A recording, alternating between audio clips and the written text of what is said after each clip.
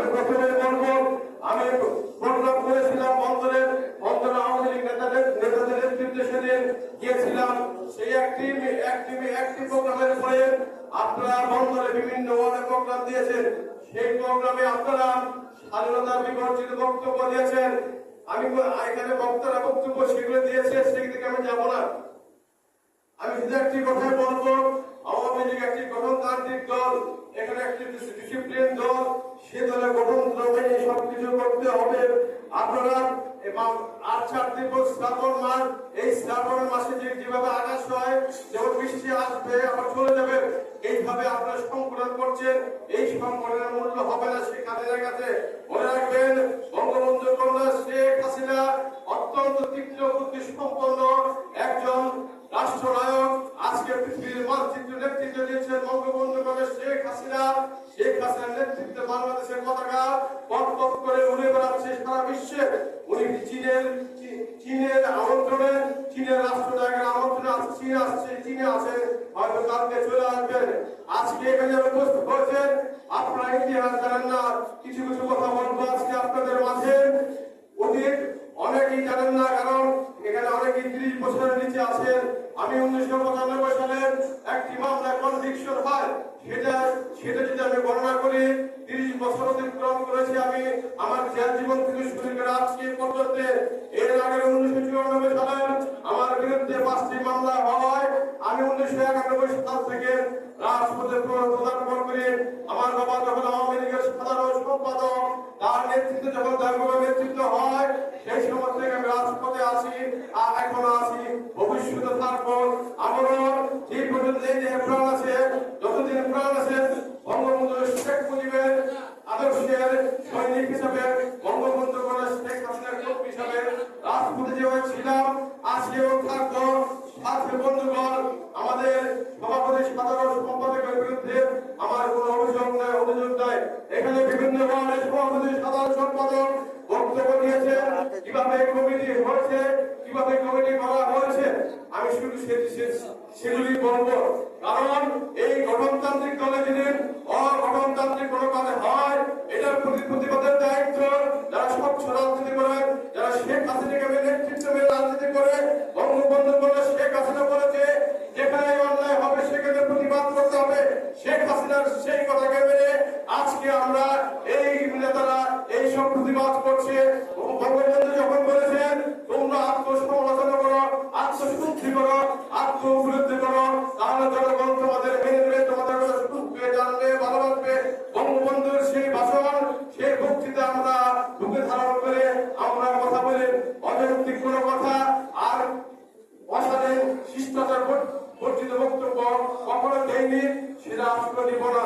ছাত্র বন্ধুগণ, আমি সেদিন বলেছিলাম 1971 সালে স্বাধীনতা বিরোধী যারা ছিলেন বাংলাদেশের বিরুদ্ধে, সেই বিরোধীদের একটি বই সংকলন করেছেন প্রফেসর ডক্টর মুনতাসির মামুন।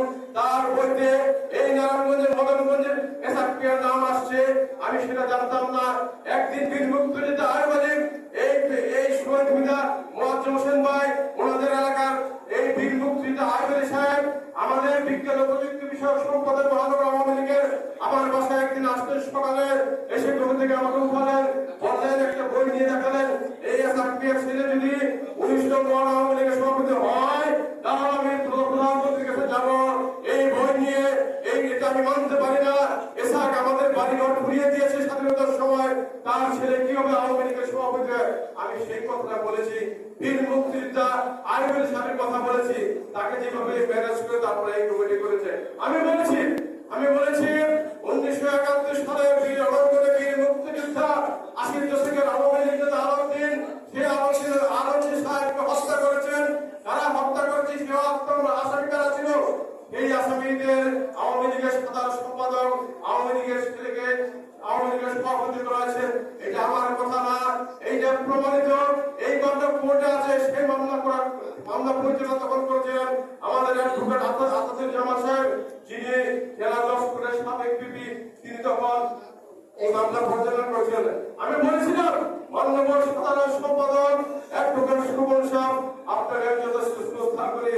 আপনাকে আমি সেদিন বলেছিলাম আপনি এই হত্যার প্রতিবাদ করেছিলেন, তারপরে কিভাবে আপনি এই ভদ্র আসামিকে সভাপতি সাধারণ সম্পাদক হিসেবে সই করেন, এটা আমার বক্তব্য নয়। এভাবে বিভিন্ন কমিটিতে বিতর্কিত লোকদেরকে আপনারা পরাজিত করেছেন। বন্ধুরা আমার, আজকে এখানে দু একটি কথা বলবো, সেদিকে যাব না। আপনার সাথে যারা ওখানে আছেন অনেকে বক্তব্য দিয়েছে, যার বিড়াল সেই বিড়াল যদি মালিককে মেয়র বলে সেটা হবে এরকম অনেক বিড়াল এই নারায়ণগঞ্জ শহরে জিএম আরাফাতের তৈরি। এখানে যারা আছে প্রত্যেকে একজন জিএম আরাফাত, শত জিএম আরাফাত আমার চারিপাশে আছে। যদি কথা বলেন এই নারায়ণগঞ্জ যদি কথা বলেন এই শহরে আপনারা অনেকে পা দিতে পারবেন না।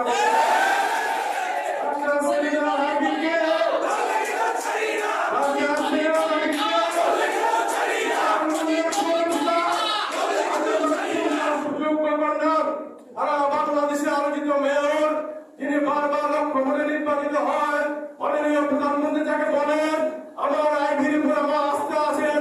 আমার দলের যখন যত দুঃসময় হয় আইভি নির্বাচিত হয়ে আওয়ামী লীগের মুখ উজ্জ্বল করেন। আর আপনারা কি বলেন? আপনারা বলেন মেয়রের বিরুদ্ধে কথা বলেন। যদি মেয়র কখনো আমাদের উস্কানিতে দূরের কথা, আজ পর্যন্ত কোনো আমার কিছু বলে নাই। আমরা এই নেতারা সব থেকে আমরা কাজ করছি, প্রতিবাদ করছি। মেয়র তার ভাষায় তিনি বক্তব্য রেখেছেন 16 নম্বর ওয়ার্ডের, এরপরে তিনি কোনো বক্তব্য রাখেন নাই। আর আপনারা আশার গল্প বলছেন।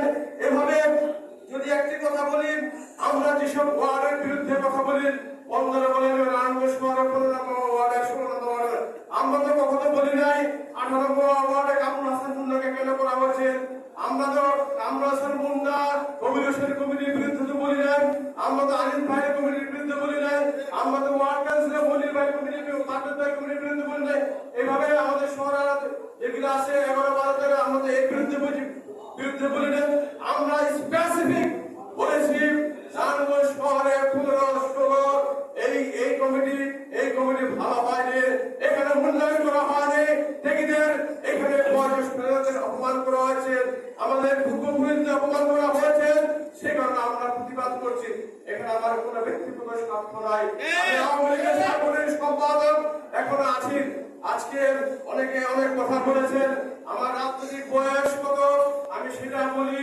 আমি যদি কারাগার থেকে বের হয়েছে মামলার আসামি হয়ে রাজনৈতিক মামলায়, সেটা 1995 সালের 31 মে আমার কনভিকশন হয়েছিল। আমি 30 বছর অতিক্রম করেছি আমার জেল জীবন থেকে বের হয়ে। এরপরে আমি 16 নম্বর ওয়ার্ড ছাত্র থেকে 92 থেকে 91 থেকে ছাত্র করে আসছি। আমি 2001 সালে 1975 আমার 1975-76 কথা তো আমরা বলতে পারবো না। আমরা তখন জন্ম হয়েছি, আমরা দেখেছি, আমরা করেছি। আমরা স্বৈর শাসনের বিরুদ্ধে আন্দোলন সংগ্রামে না থাকলেও সেদিন রাজপথে ছিলাম। আমরা 91 থেকে 96 দেখেছি, আমরা বঙ্গবন্ধু উপন্যাস শেখ হাসিনার 96 থেকে 2001 দেখেছি। তারপর 2001 সালের সেই পটভূমি আমরা সে বাড়ি থেকে বের হয়েছিলাম, আর ফিরতে পারবো কিনা সেটা কখনো চিন্তা করে নাই।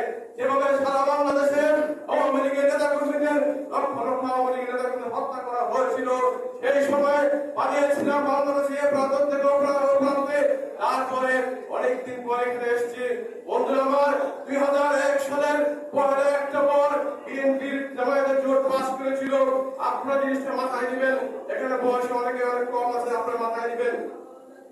2001 সালের 1 অক্টোবরের দিন বিএনপি পাস করে, আর তার 1 মাস না দিতে 3রা নভেম্বর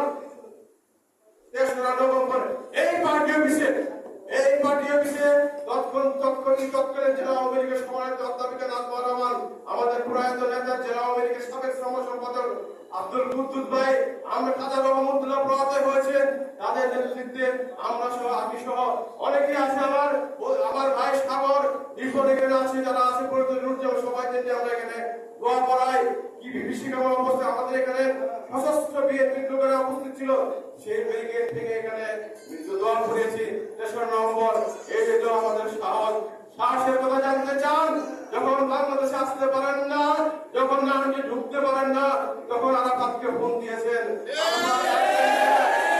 কথা বলেন সাহসের কি দেখছেন আপনি জানেন না আমার সাহস কি? আপনাকে আমরা শ্রদ্ধা করি, সম্মান করি, এটা আমাদের অন্যায় না, অপরাধ না, এটা দুর্বলতা নয়। আমরা এতই শক্তিশালী, এটা আপনারা কখনো চিন্তা করতে পারবেন না। নারায়ণগঞ্জে গণবাসন নেত্রী ডাক্তার শ্রীলেদা আইভি যদি ডাক দেয়, এক মুহূর্তে নারায়ণগঞ্জ যখন হয়ে যাবে।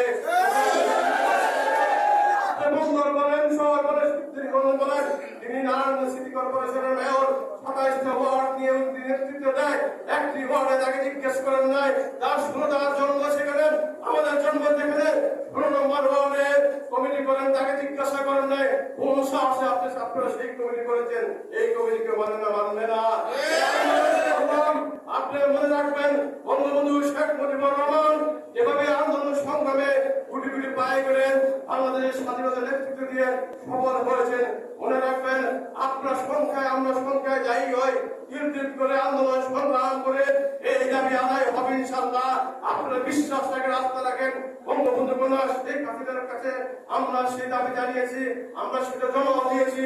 আওয়ামী লীগের কেন্দ্রীয় তারা বলেছেন আপনারা আপনাদের কাজ করেন, আমরা তদন্ত করছি, দেখবো সেটা। ছাত্র বন্ধুগণ এখানে অনেক কথাই বলেছেন, অনেক কথাই বলতে চান। এই শহর আওয়ামী লীগের সম্মেলন যখন হয়, আপনি যখন নাম আসতে পারেন না, আজকে সেই কথা বলতে গিয়ে অনেক স্মৃতি মনে হয়। আপনার প্রিয় বন্ধু আওয়ামী লীগের জাতীয় পরিষদের অন্যতম সদস্য অ্যাডভোকেট আনিসুর রহমান দীপু, আমাদের যে আওয়ামী লীগের সাবেক সভাপতি আদিনাথ বসু আর অ্যাডভোকেট হান্নান আহমদ দুলাল, এই 3 জন মিলে মাননীয় মেয়র মহোদয় পৌরসভার চেয়ারম্যান ছিলেন, তাকে রিকোয়েস্ট করে তার সম্মতি নিয়ে আপনি সাধারণ সম্পাদক প্রার্থী হলেন, বিজয়ী হলেন। এখন কোনো অন্য কথা শুনি, এখন অন্য সুর শুনি। মনে রাখবেন অতীত ভুলে গেলেন, ভবিষ্যৎ কারোর জন্য মসৃণ হয় না। অতীত এটা শিক্ষা দেন, অতীত এটা শিক্ষা দিবে, মনে রাখবেন। আর যে কথা বলতে চাই, আমাদের মেয়র যে এই নারায়ণগঞ্জে যেভাবে উন্নয়ন করেছে, যেভাবে উন্নয়ন সাধিত করেছে, উনি তো কখনো রাজনীতি নিয়ে কারো মাথা ঘামান নেই, উনি কখনো রাজনীতির পেছনে আসেননি, উনি কোনো কমিটির জন্য চাপাচাপি করেন নাই। তাহলে কেন তার বিরুদ্ধে এইসব বক্তব্য আসেন? তাই বলবো ভবিষ্যতে যদি তার বিরুদ্ধে কোনো বক্তব্য হয়, তাহলে আমরা এই নারায়ণগঞ্জ এই শহর স্তব্ধ করে দেব। আওয়ামী লীগের আলী আহমদ চুলকা ছিলেন জেলা আওয়ামী লীগের সভাপতি, শহর আওয়ামী লীগের সভাপতি। তিনি পৌরসভার স্বাধীনতা পরবর্তী নির্বাচিত চেয়ারম্যান।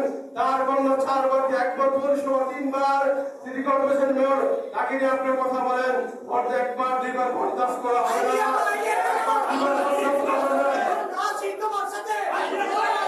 আপনারা সবাই সাবধান হয়ে যাবেন। আজকে বলে দিলাম, আজকেও বলেন আপনি সাধারণ সম্পাদক সাহেব সেদিন সার্টিফিকেটের কথা বলেছেন। আজকে আপনাকে বলে শোনেন, আমরা সার্টিফিকেট প্রধানমন্ত্রী জমা দিয়ে আমরা সেদিন ছাত্রলীগের কেন্দ্রীয় সাংগঠনিক সম্পাদক হয়েছি।